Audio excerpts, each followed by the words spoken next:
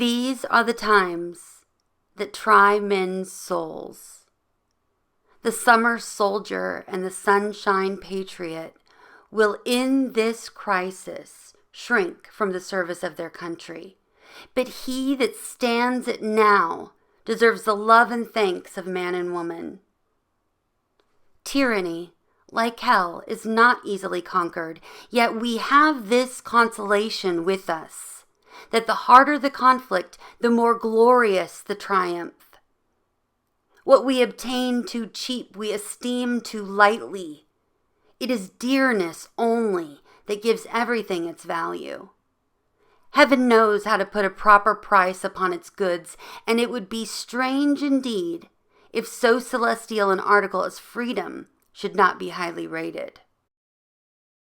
Britain, with an army to enforce her tyranny, has declared that she has a right not only to tax, but to bind us in all cases whatsoever. And if being bound in that manner is not slavery, then there is not such a thing as slavery upon the earth. Even the expression is impious, for so unlimited a power can belong only to God. Whether the independence of the continent was declared too soon or delayed too long, I will not now enter into as an argument. My own simple opinion is that had it been 8 months earlier, it would have been much better. We did not make a proper use of last winter, neither could we, while we were in a dependent state. However, the fault, if it were one, was all our own. We have none to blame but ourselves. But no great deal is lost yet. All that Howe has been doing for this past month is rather a ravage than a conquest, which the spirit of the Jerseys a year ago would have quickly repulsed, and which time and a little resolution will soon recover. I have as little superstition in me as any man living, but my secret opinion has ever been, and still is, that God Almighty will not give up a people to military destruction or leave them to unsupportedly perish, who have so earnestly and so repeatedly sought to avoid the calamities of war by every decent method which wisdom could invent. Neither have I so much of the infidel in me as to suppose that he has relinquished the government of the world and given us up to the care of devils. And as I do not, I cannot see on what grounds the King of Britain can look up to heaven for help against us. A common murderer, a highwayman, or a housebreaker has as good a pretense as he. It's surprising to see how rapidly a panic will sometimes run through a country. All nations and ages have been subject to them. Britain has trembled at the report of a French fleet of flat-bottomed boats, and in the 15th century, the whole English army, after ravaging the kingdom of France, was driven back like men petrified with fear. And this brave exploit was performed by a few broken forces, collected and headed by a woman, Joan of Arc. Would that heaven might inspire some Jersey maid to spirit up her countrymen and save her fair fellow sufferers from ravage and ravishment. Yet panics, in some cases, have their uses. They produce as much good as hurt. Their duration is always short. The mind soon grows through them and acquires a firmer habit than before. But their peculiar advantage is that they are the touchstones of sincerity and hypocrisy, and bring things and men to light, which might otherwise have lain forever undiscovered. In fact, they have the same effect on secret traitors, which an imaginary apparition would have upon a private murderer. They sift out the hidden thoughts of man, and hold them up in public to the world. Many a disguised Tory has lately shown his head that shall penitentially solemnize with curses on the day which Howe arrived upon the Delaware. As I was with the troops at Fort Lee, and marched with them to the edge of Pennsylvania, I am well acquainted with many circumstances which those who live at a distance know but little or nothing of. Our situation there was exceedingly cramped, the place being a narrow neck of land between the North River and the Hackensack. Our force was inconsiderable, being not 1/4 so great as Howe could bring against us. Our ammunition, light artillery, and the best part of our stores had been removed, on the apprehension that Howe would endeavor to penetrate the Jerseys, in which case Fort Lee could be of no use to us. For it must occur to every thinking man, whether in the army or not, that these kinds of field forts are only for temporary purposes, and last in use no longer than the enemy directs his force against the particular object, which such forts are raised to defend. Such was our situation and condition at Fort Lee on the morning of the 20th of November, when an officer arrived with information that the enemy with 200 boats had landed about 7 miles above. Major General Nathaniel Greene, who commanded the garrison, immediately ordered them under arms and sent express to General Washington at the town of Hackensack, distant by the way of the ferry about 6 miles. Our first object was to secure the bridge over the Hackensack, which laid up the river between the enemy and us, about 6 miles from us and 3 from them. General Washington arrived in about 3/4 of an hour and marched at the head of the troops towards the bridge, a place I expected we should have a brush for. However, they did not choose to dispute it with us, and the greatest part of our troops went over the bridge, the rest over the ferry, except some which passed at a mill on a small creek between the bridge and the ferry, and made their way through some marshy grounds up to the town of Hackensack, and there passed the river. We brought off as much baggage as the wagons could contain. The rest was lost. The simple object was to bring off the garrison and march them on till they could be strengthened by the Jersey or Pennsylvania militia, so as to be enabled to make a stand. We stayed 4 days at Newark, collected our outposts with some of the Jersey militia, and marched out twice to meet the enemy, on being informed that they were advancing, though our numbers were greatly inferior to theirs. Howe, in my little opinion, committed a great error in generalship in not throwing a body of forces off from Staten Island through Amboy, by which means he might have seized all our stores at Brunswick and intercepted our march into Pennsylvania. But if we believe the power of hell to be limited, we must likewise believe that their agents are under some providential control. I shall not now attempt to give all the particulars of our retreat to the Delaware.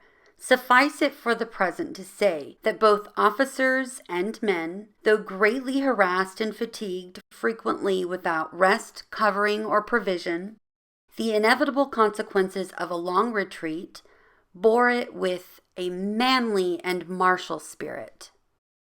All their wishes centered in one, which was that the country would turn out and help them to drive the enemy back. Voltaire has remarked that King William never appeared to full advantage, but in difficulties and in action. The same remark may be made on General Washington, for the character fits him. There is a natural firmness in some minds which cannot be unlocked by trifles, but which, when unlocked, discovers a cabinet of fortitude, and I reckon it among those kind of public blessings which we do not immediately see, that God has blessed him with an uninterrupted health, and given him a mind that can even flourish upon care. I shall conclude this paper with some miscellaneous remarks on the state of our affairs, and shall begin with asking the following question. Why is it that the enemy have left the New England provinces and made these middle ones the seat of war? The answer is easy. New England is not infested with Tories, and we are. I've been tender in raising the cry against these men, and used numberless arguments to show them their danger. But it will not do to sacrifice a world either to their folly or their baseness. The period is now arrived in which Either they or we must change our sentiments, or one or both must fall. And what is a Tory? Good God, what is he? I should not be afraid to go with 100 Whigs against 1,000 Tories were they to attempt to get into arms. Every Tory is a coward. For servile, slavish, self-interested fear is the foundation of Toryism, and a man under such influence, though he may be cruel, never can be brave. But before the line of irrecoverable separation can be drawn between us, let us reason the matter together. Your conduct is an invitation to the enemy, yet not 1 in 1,000 of you has heart enough to join him. Howe is as much deceived by you as the American cause is injured by you. He expects you will all take up arms and flock to his standard, with muskets on your shoulders. Your opinions are of no use to him, unless you support him personally, for it's soldiers and not Tories that he wants. I once felt all that kind of anger which a man ought to feel against the mean principles that are held by the Tories. A noted one, who kept a tavern at Amboy, was standing at his door with as pretty a child in his hand, about 8 or 9 years old, as I ever saw, and after speaking his mind as freely as he thought was prudent, finished with this unfatherly expression: "Well, give me peace in my day."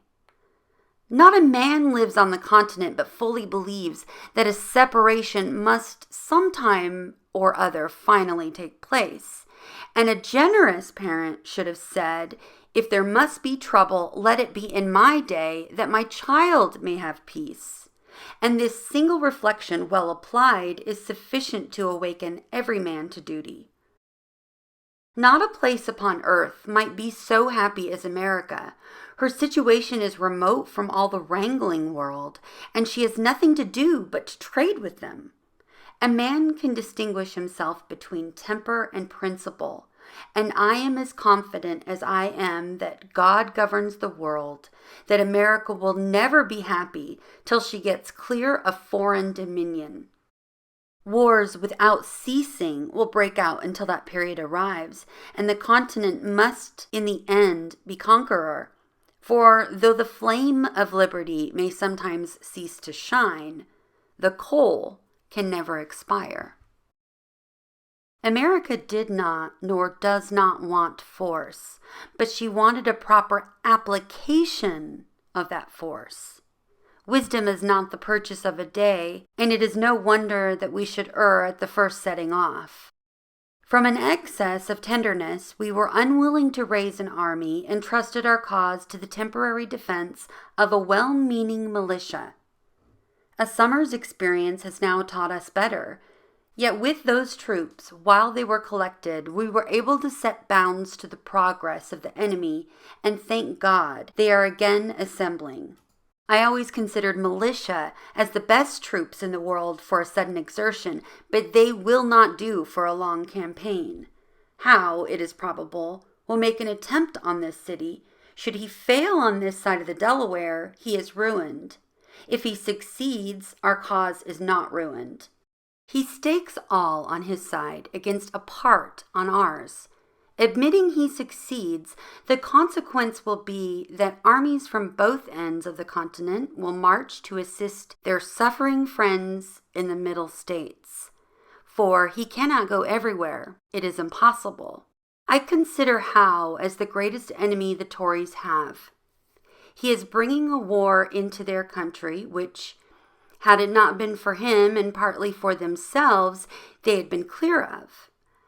Should he now be expelled, I wish with all the devotion of a Christian that the names of Whig and Tory may never be mentioned, but should the Tories give him encouragement to come, or assistance if he come, I as sincerely wish that our next year's arms may expel them from the continent, and the Congress appropriate their possessions to the relief of those who have suffered in well-doing.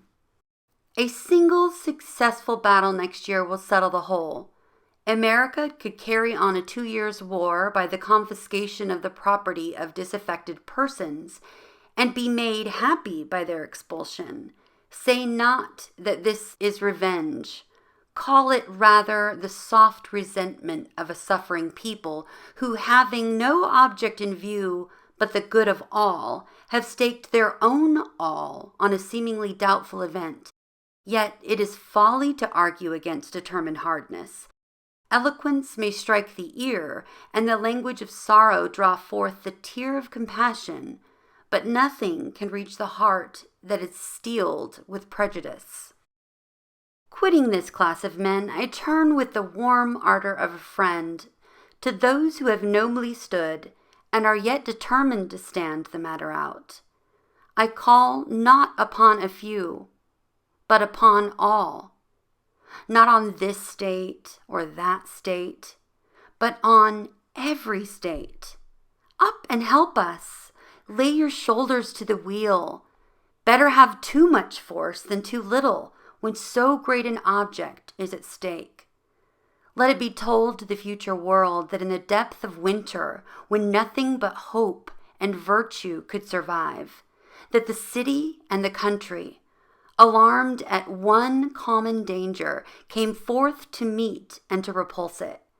Say not that thousands are gone. Turn out your tens of thousands. Throw not the burden of the day upon Providence, but show your faith by your works, that God may bless you. The heart that feels not now is dead. The blood of his children will curse his cowardice who shrinks back at a time when a little might have saved the whole and made them happy. I love the man that can smile in trouble, that can gather strength from distress and grow brave by reflection. It's the business of little minds to shrink. But he whose heart is firm and whose conscience approves his conduct will pursue his principles unto death. My own line of reasoning is to myself as straight and clear as a ray of light. Not all the treasures of the world, so far as I believe, could have induced me to support an offensive war, for I think it murder. But if a thief breaks into my house, burns and destroys my property, and kills or threatens to kill me, or those that are in it, and to bind me in all cases whatsoever, to his absolute will, am I to suffer it? What signifies it to me, whether he who does it is a king or a common man, my countryman or not my countryman, whether it be done by an individual villain or an army of them? If we reason to the root of things, we shall find no difference. Neither can any just cause be assigned why we should punish in one case and pardon in the other. Let them call me rebel, and welcome. I feel no concern from it. But I should suffer the misery of devils were I to make a whore of my soul by swearing allegiance to one whose character is that of a sottish, stupid, stubborn, worthless, brutish man. I conceive likewise a horrid idea in receiving mercy from a being who at the last day shall be shrieking to the rocks and mountains to cover him, and fleeing with terror from the orphan, the widow, and the slain of America. There are cases which cannot be overdone by language, and this is one. There are persons, too, who see not the full extent of the evil which threatens them. They solace themselves with hopes that the enemy, if he succeed, will be merciful. It is the madness of folly to expect mercy from those who have refused to do justice, and even mercy, where conquest is the object, is only a trick of war. The cunning of the fox is as murderous as the violence of the wolf, and we ought to guard equally against both. Howe's first object is, partly by threats and partly by promises, to terrify or seduce the people to deliver up their arms and receive mercy. The ministry recommended the same plan to Gage, and this is what the Tories call making their peace, a peace which passeth all understanding indeed. a peace which would be the immediate forerunner of a worse ruin than any we have yet thought of. Ye men of Pennsylvania, do reason upon these things. Were the back counties to give up their arms, they would fall an easy prey to the Indians, who are all armed. This perhaps is what some Tories would not be sorry for. Were the home counties to deliver up their arms, they would be exposed to the resentment of the back counties, who would then have it in their power to chastise their defection at pleasure. And were any one state to give up its arms, that state must be garrisoned by all Howe's army to preserve it from the anger of the rest. Mutual fear is the principal link in the chain of mutual love, and woe be to the state that breaks the compact. Howe is mercifully inviting you to barbarous destruction, and men must be either rogues or fools that will not see it. I dwell not upon the vapors of imagination. I bring reason to your ears, and, in language as plain as A, B, C, hold up truth to your eyes. I thank God that I fear not. I see no real cause for fear. I know our situation well and can see the way out of it. While our army was collected, Howe dared not risk a battle. And it is no credit to him that he decamped from the White Plains and waited a mean opportunity to ravage the defenseless Jerseys. But it is great credit to us that with a handful of men we sustained an orderly retreat for near 100 miles, brought off our ammunition, all our field pieces, the greatest part of our stores, and had 4 rivers to pass. None can say that our retreat was precipitate, for we were near 3 weeks in performing it, that the country might have time to come in. Twice we marched back to meet the enemy and remained out till dark. The sign of fear was not seen in our camp, and had not some of the cowardly and disaffected inhabitants spread false alarms through the country, the Jerseys had never been ravaged. Once more we are again collected and collecting. Our new army at both ends of the continent is recruiting fast, and we shall be able to open the next campaign with 60,000 men, well armed and clothed. This is our situation, and who will may know it.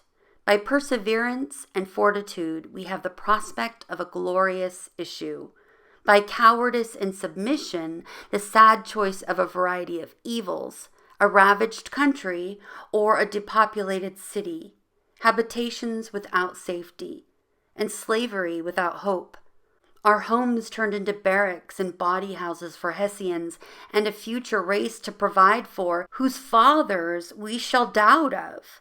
Look on this picture and weep over it, and if there yet remains one thoughtless wretch who believes it not, let him suffer it unlamented.